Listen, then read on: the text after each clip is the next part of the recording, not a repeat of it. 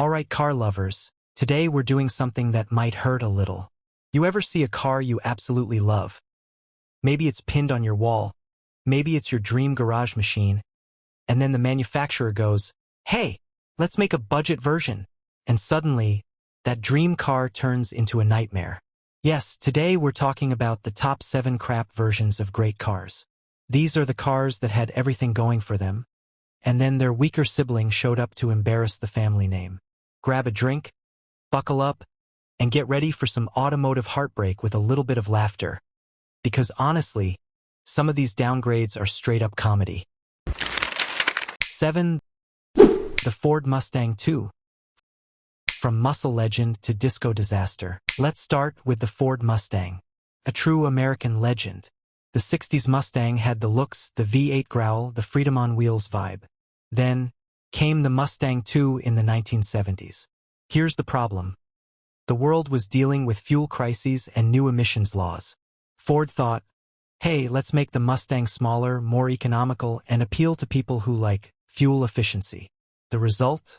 A Mustang based on the Ford Pinto platform. Yes, Pinto. The car famous for exploding when rear-ended. The Mustang II was weak, underpowered, and about as intimidating as a poodle in a raincoat. People called it the Mustang without muscles. Sure, it sold well because gas was cheap, but ask any Mustang fan today and they'll tell you, this was the dark era. It's like if Superman decided to work at a desk job selling printer ink instead of saving the world.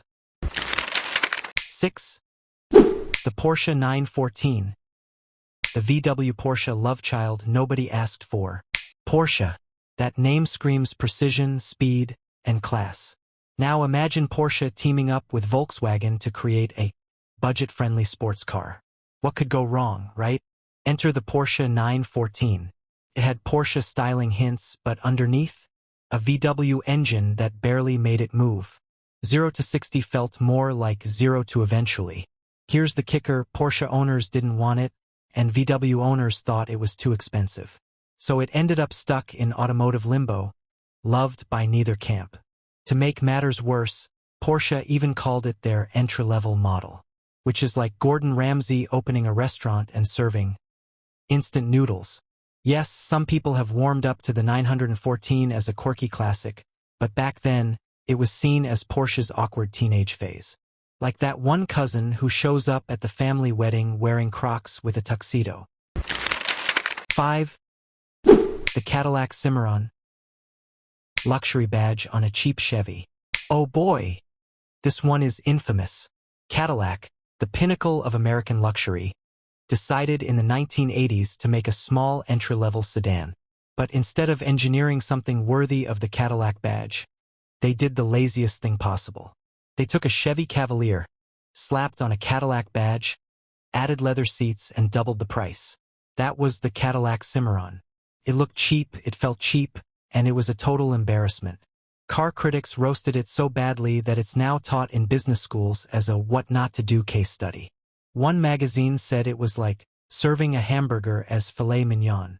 The Cimarron damaged Cadillac's reputation for years. Imagine walking into a Rolex store and instead of a fine Swiss watch, they hand you a plastic toy watch from a cereal box. That's how Cadillac fans felt. 4. The Lamborghini LM002. The Rambo Lumbo nobody understood. Now this one's wild. Lamborghini is known for sleek Italian exotics, cars that scream speed and sex appeal. But in the 1980s, they decided, hey, let's make a military-style SUV. That became the Lamborghini LM002, nicknamed the Rambo Lambo. Now, don't get me wrong, it was powerful, it had a Countach V12 engine. But the problem? It was ridiculously impractical. Fuel economy was like watching money evaporate. Handling was clumsy. And Lamborghini fans were like, wait, why is my exotic Italian supercar brand making something that looks like a tank? It didn't sell well, and it kind of vanished into obscurity, until people started calling it the grandfather of the modern Urus SUV. But at the time, it was like your favorite Michelin star chef suddenly selling beef jerky at a gas station. 3. The Ferrari Mondial 8. When Ferrari forgot to be fast. Ferrari. Just hearing the name makes you think of poster cars. Testarossa, F40, 458 Italia. But then, in the early 80s, Ferrari gave us the Mondial 8. This was supposed to be a family Ferrari, a 2+2 coupe that gave you space for kids in the back. Great idea, right? Except they forgot one thing: performance. The Mondial 8 was heavy, underpowered, and slow compared to other Ferraris. Some even said it was the worst Ferrari ever made. The design was bland, the handling was meh, and the reliability was, well, let's just say you better keep a tow truck on speed dial. It was so bad that some magazines joked it was a Ferrari in name only. Like if you went to a 5-star restaurant and they served you microwave lasagna. To this day, when people talk about disappointing Ferraris, the Mondial 8 tops the list. 2. The Aston Martin Signet. The Toyota disguised as an Aston. Picture this: you're James Bond, sipping a martini, cruising in your Aston Martin DB5. Smooth, powerful, iconic. Now, imagine replacing that with a tiny city car that looks like it belongs in a grocery store parking lot. That was the Aston Martin Signet. Here's the truth: it wasn't really an Aston at all. It was a rebadged Toyota IQ, a tiny Japanese hatchback. Aston just added some leather, a fancy grille, and slapped their winged badge on it. Why? Because of European emissions laws.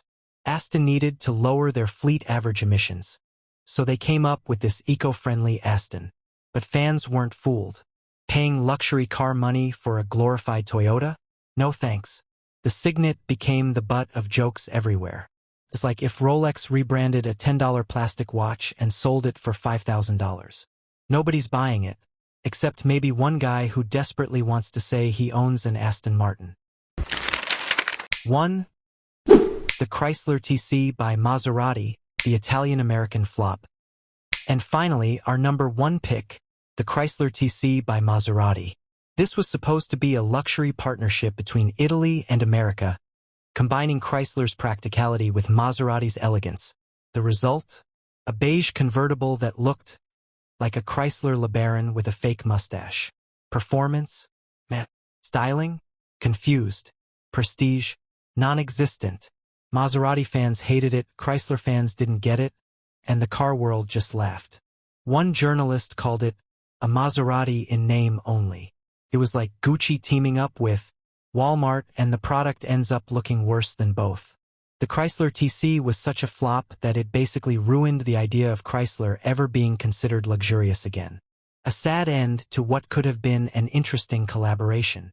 And that's for today's video. If you enjoyed it, don't forget to hit that like button, subscribe if you haven't already, and turn on the notification bell so you never miss an upload. Got thoughts, questions, or video ideas? Drop them down in the comments. I read every single one.